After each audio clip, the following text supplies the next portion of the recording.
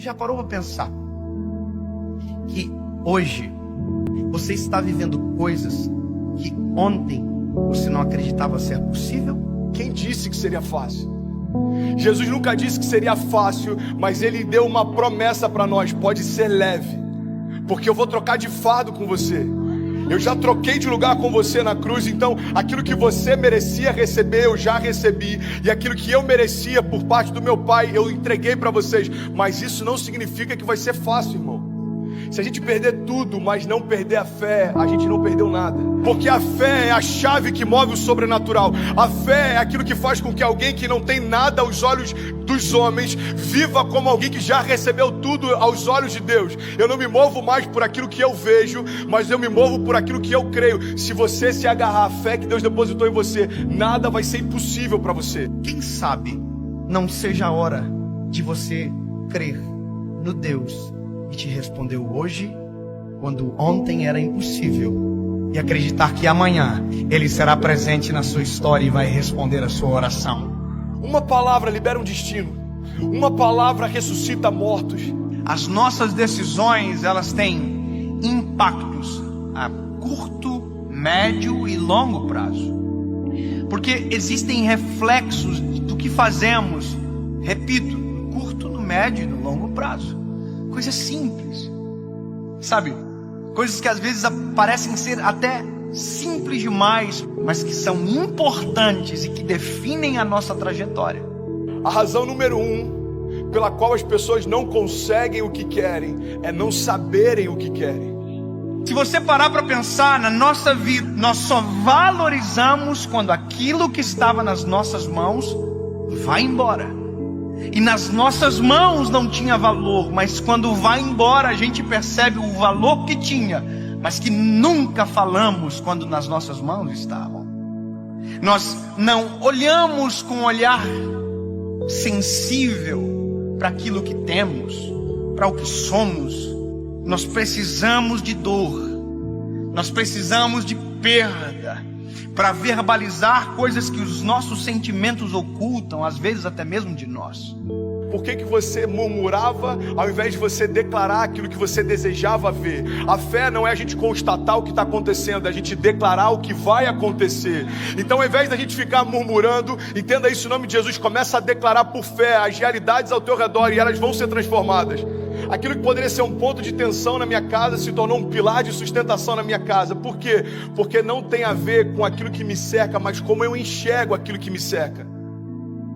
E é por isso que eu quero te convidar em nome de Jesus a entender, cara, a razão pela qual a gente não vive muitas coisas é que a gente não sabe para onde a gente quer ir.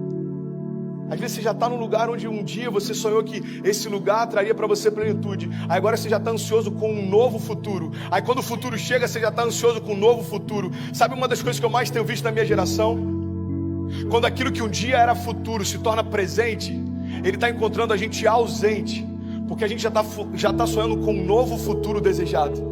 É dolorido falar isso, mas já parou para pensar que tem gente que só vai entender a preciosidade da vida quando a de alguém de muito perto for ceifada?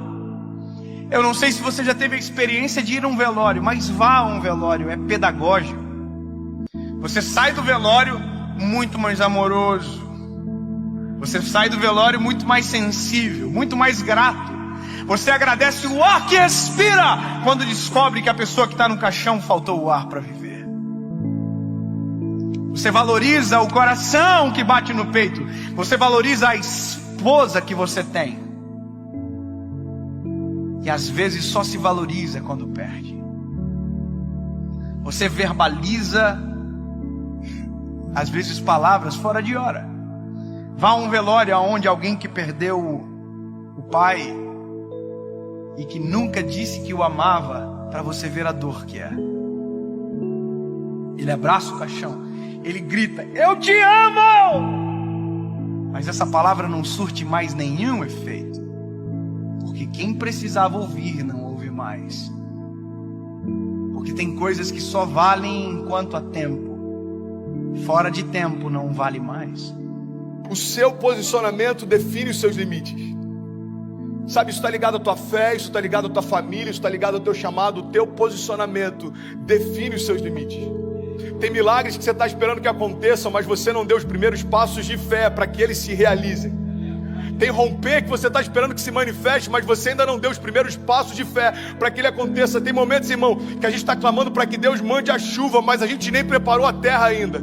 E Deus está falando: ei, se eu mandar a chuva do jeito que os campos estão, eu vou destruir a tua plantação, eu não vou te abençoar com isso. É Deus falando: ei, se prepara para receber aquilo que eu quero derramar, se prepara para receber aquilo que eu vou derramar sobre você. Você precisa se posicionar na direção do teu milagre. Nós não podemos deixar a nossa vida chegar a um momento aonde as esperanças não existem mais, porque aquilo que era para ter sido um tempo, perdeu-se o tempo. Perder para valorizar. Nós não precisamos disso. Nós não precisamos, deixar ir embora para perceber a importância que tinha quando estava perto. Alguém que não é rei ainda, mas já se porta como tal, está preparado para assumir o trono. Você quer um exemplo claro? Deus unge Davi.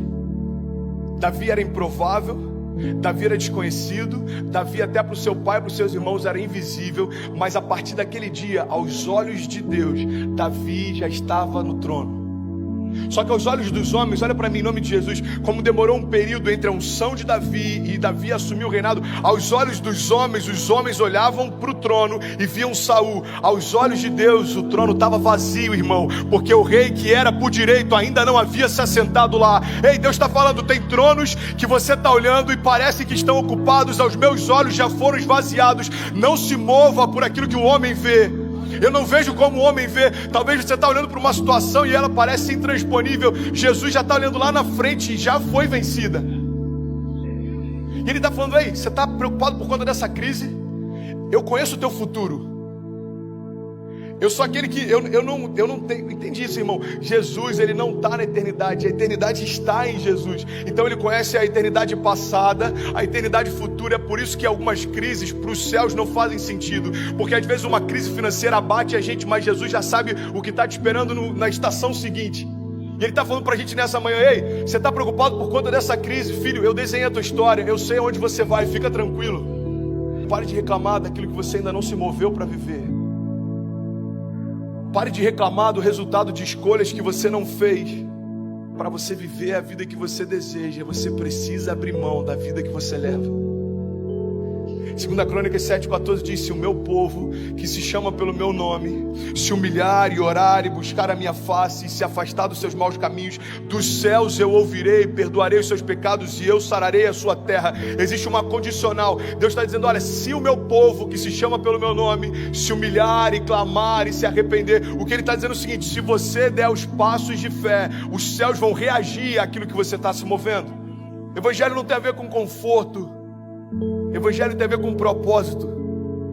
E é por isso que muitas vezes a conta não fecha. Irmão, quem disse que seria fácil? Eu quero te encorajar a você se posicionar na direção do seu destino, na direção do destino que Deus prometeu para você. Nada menos do que isso vai ser aceitável. Salmo 126, versículo 5 diz: aqueles que semeiam com lágrimas, com cantos de alegria colherão. Aquele que sai chorando enquanto semeia, voltará com cantos de alegria, trazendo seus feixes. Mas eu não posso fazer por você aquilo que só você pode fazer.